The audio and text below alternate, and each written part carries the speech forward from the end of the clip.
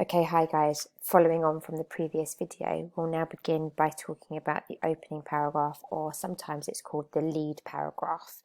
This is the first paragraph of the newspaper article, hence why it's called opening, and it should often contain the 5 W's, okay?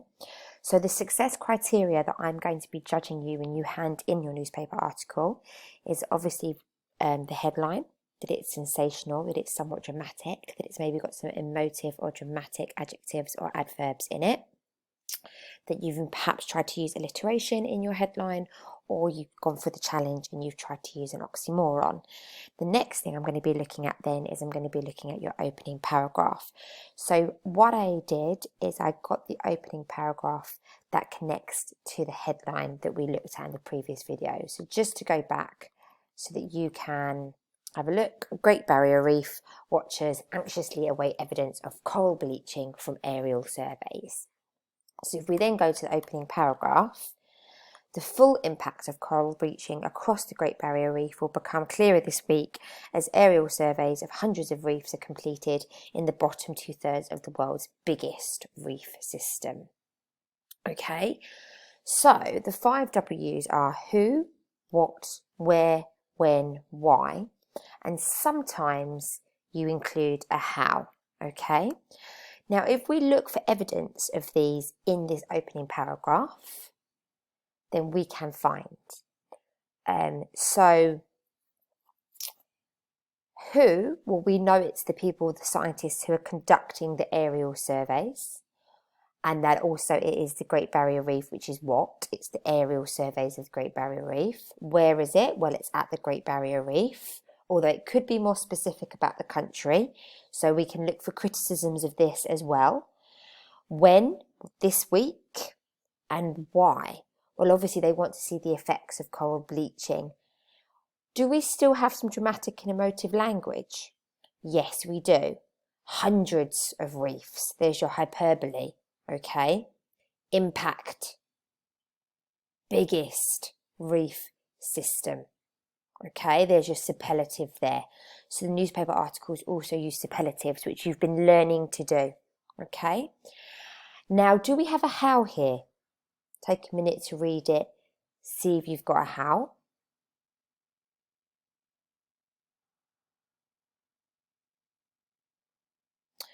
The answer is no. It does not tell us how they actually are doing this, whether it's divers going down, whether it's machines, whether it's something different, okay? They aren't telling us what sort of cameras they might be doing it, if they are going to be doing it from the sky, etc. Okay, I'm not a scientist, so don't assess my scientific knowledge of what this is saying. Let's look at it from an English perspective with the 5 W's and perhaps the 1 H. So, with all of that put together, the headlines, the image, the caption under the image, and then the opening paragraph, I then now want you to write the newspaper report. So if we look at our goal and your role, so I want you to pretend that you were a journalist working for the Ford Observer, or you could make it the Ferrari Observer, and have been asked to write a news report on an event in the play and the Demon Headmaster's disappearance. Okay, so it can be on any event that happens in the play.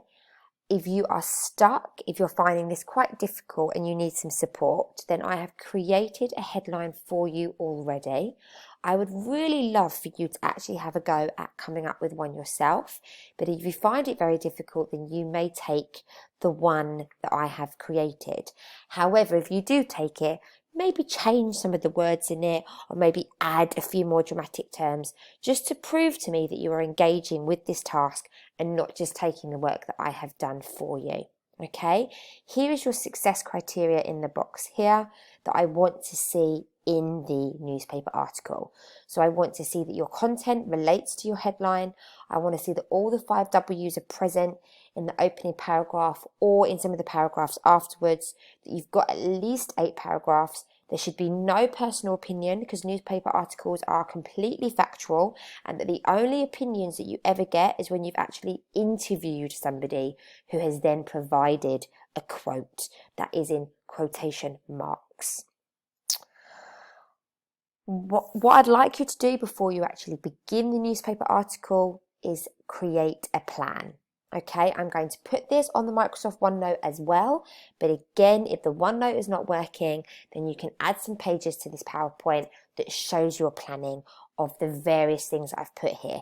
Now, these are ideas, they're questions to consider. You don't need to use all of them. For example, maybe in your event, nothing has been taken. Maybe in your event, nothing has been damaged. Maybe you do not have a victim. So again, it's just giving you some ideas. And of course, there could be other questions that you consider. The list is not exhaustive. It's just an idea to help you get your creative mind flowing. Once you've completed the plan, then start writing your newspaper article. Okay, so the three SPAG activities that you will find on your OneNote. I'll explain them just in case anybody is confused. This one is simply me testing your basic SPAG understanding. How should a sentence begin? How should a sentence end? What are your punctuation marks? Can you spot your spelling mistakes? What needs a capital letter? What doesn't need a capital letter? Okay. When you make these changes on the OneNote, and if you decide to do it on the PowerPoint because the OneNote is not working, please make sure you change the colour to red of the words that you have changed, as it makes it easier for me to go in and mark them. Okay, so make sure it's in red font.